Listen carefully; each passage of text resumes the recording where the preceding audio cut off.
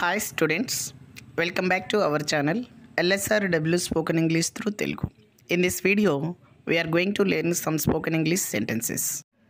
నేను అతి కష్టం మీద అక్కడికి వెళ్ళాను.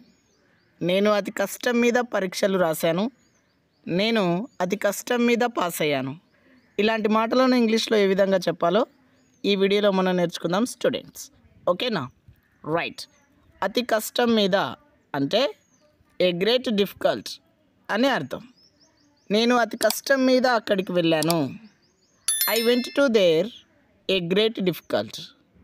నేను అతి కష్టం మీద పరీక్షలు రాశాను.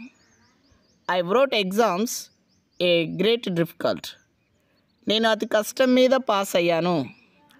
I was passed a great difficult. Me practice కోసం ఒక సెంటెన్స్ ఇస్తున్నాను స్టూడెంట్స్.